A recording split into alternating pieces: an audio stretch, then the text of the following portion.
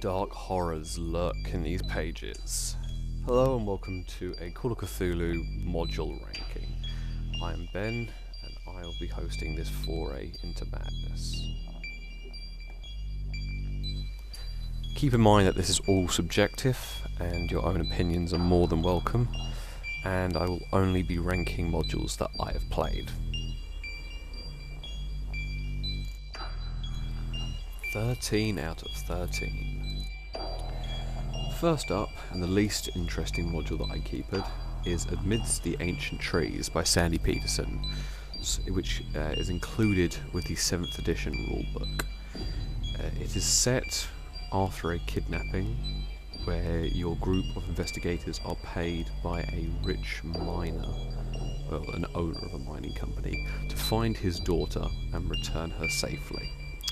Spoilers, of course, come with all these module reviews. The forest is around a lake, and within this lake resides a dark fragment of Glar-Arki, an alien god that crashed here millennia ago, and is able to infect people by impaling them on these spikes. But that's where the interesting uniqueness sort of stops at that point, as the possessed entities are essentially mindless zombies and they can't even be cured, so there's no sort of intriguing back and forth. They are just treated as sort of mindless enemies.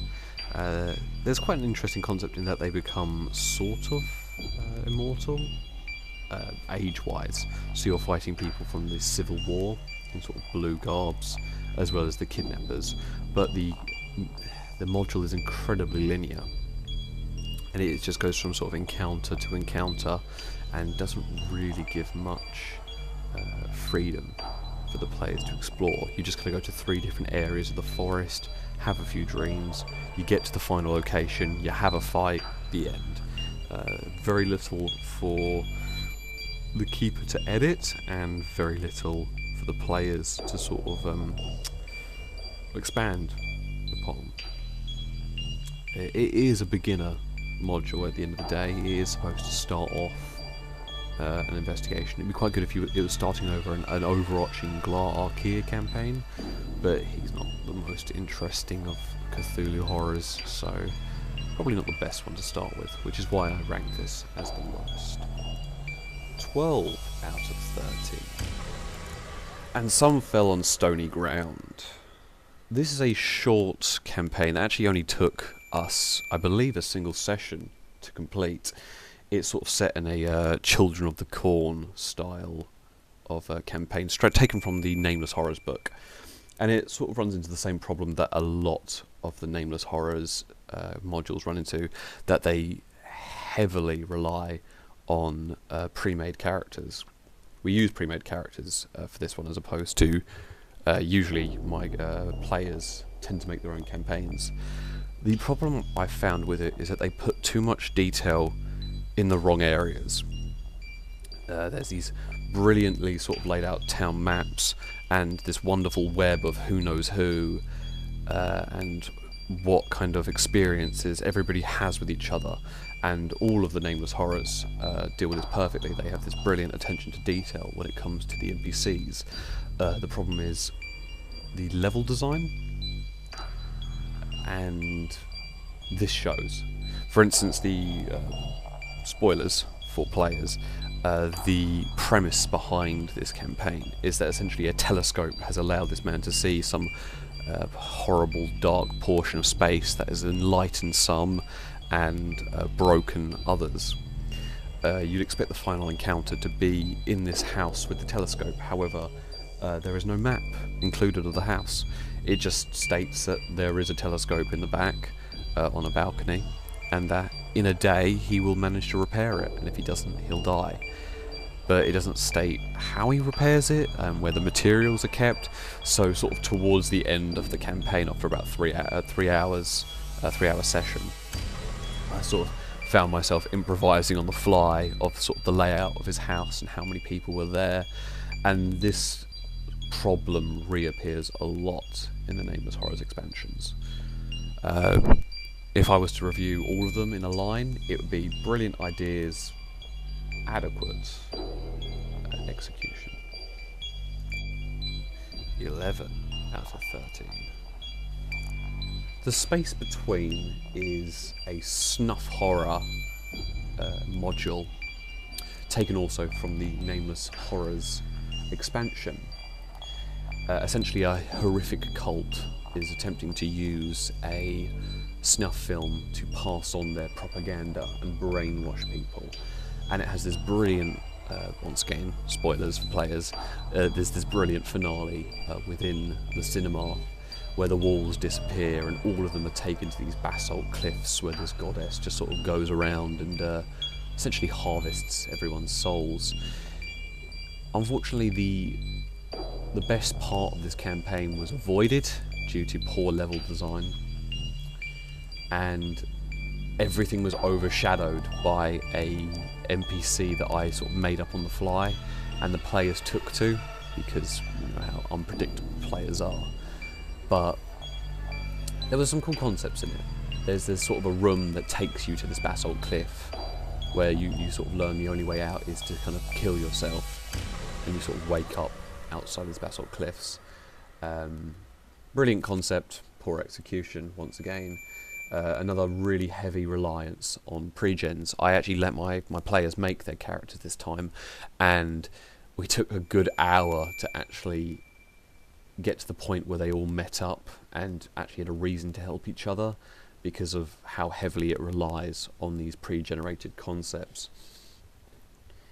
It's essentially, the cult is very Scientology-esque. They have a rehab clinic where they also, I believe, the screenings in the rehab clinic. I haven't taken a look at the module in a while, but one of the things the map leaves out is where the actual projector is. There's no projector booth, and of course my players had the idea of, why don't we just ram our way into the projector booth and destroy it as quickly as possible. There's no actual accommodation for this in the map, so I kind of just said, yeah, there's a projector booth, which they sort of fought their way into, destroyed the tape, and it was never screened.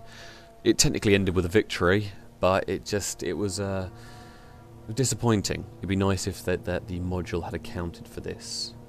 I don't actually know who wrote the Nameless Horrors expansions, but great concepts, poor execution. Number 10 out of 13. The Ties That Bind, which is the first module on this list from the Doors to Darkness expansion. One of the most recent ones that I've run since starting the Masks of Nyarlathotep campaign. It's well put together, it's well paced, and has some interesting NPCs. It's ranked lowly because the mystery isn't that interesting. In fact, it can actually be solved within the first sort of 5 minutes. If they figure out that it's eggs, they can just leave it in the statue and that's it. And ultimately, the last enemy is a space pterodactyl. It's a Byakhee, which is just they are beginner campaigns at the end of the day, and Byakhees and Shantaks and those sort of creatures just sort of appear as basic enemies in later campaigns. So to have an enemy like this certainly sort of lowers the scope if it's the kind of mission that you're returning to. Definitely needs beginner investigators. It doesn't really push any boundaries, doesn't sort of challenge any new concepts. It's quite a simple thing of a mythos horror is stuck in our world, find out what it is and what does it want. It's adequate. Number 9 out of 13. Haunted House. Walter Corbett's house, the first Call of Cthulhu module that most people ever ran, including myself, not including Alone Against the Flames. It's well put together, it's easy to run, and fun to play, which is the perfect combo. I played this with 3 people outside of my main group, so the main 5 haven't actually experienced it yet, but I probably won't put them through it anytime soon. It's very basic. Perfect for beginner investigators, perfect to introduce people to the Call of Cthulhu like sort of mechanics, but after they've been through, say, None More Black, it will just be trivial.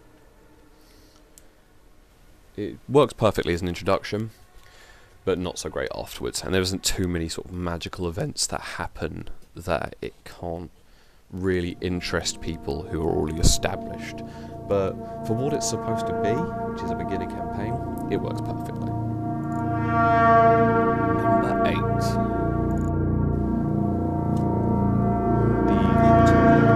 The first module for the Modern Horrors expansion by Sandy Peterson. Set in the frozen wastelands of Canada, the world is on the brink of peril, as the investigators can see it. This one requires an experienced hand. There is a lot of dead time, which you have to know how to use.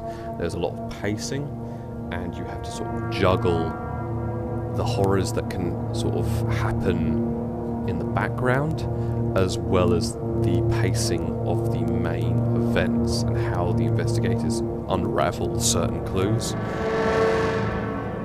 When it starts getting rolling though, that's when it gets good. It has this mix of The Shining and your general sort of cabin fever-esque Night of the Living Dead sort of impending doom to. Only problem is, if you try to mix it in with the main campaign, it can very easily end with the end of the world, which can sometimes be used to sort of go off in a different direction for the campaign, or it can just sometimes derail the future plans. Players themselves said that they felt this dread, there's this sense of tension and horror, one of the most tense ones they played, and yet there was no actual combat in it. There is combat encounters with just zombies, I believe, but it uses techniques very wisely to make sure that it doesn't just turn into just a zombie survival. And it's more of a puzzle-based encounter, which sort of sets it apart. Number 7. The Derelict. Set in the Atlantic Ocean, while on a party voyage, a group of investigators discover a run-aground, run-onto iceberg ship. They aren't able to contact the crew. They go aboard, and at first they're just sort of investigating what went wrong, and they realise that something horrible is happening. But then it wakes up. The Thing. This horrific boss. It is incredible. It's a ceopod, which is invisible unless the player character has any silver on their body. And if they don't, they're fucked, because this thing shoots arrows the size of a matchbox and slap them impale the character instantly. It's sort of this cat and mouse where they're trying to trap it, but they don't know where it is as they find silver. And yeah, it has a good flavor, which for me ended in a total party kill. They did manage to kill it, however, it was in their dying breath. Very good for tension, very good for pacing. Probably works better with experienced keepers, like a lot of these modern expansions do. They rely on a lot more footwork from the keeper, but if you get it right, you get a seriously good campaign out of it, with the rushing Arctic winds and the groaning of metal on this enormous tanker ship. And that is it for this half of the ranking of Call of Cthulhu modules that I've played.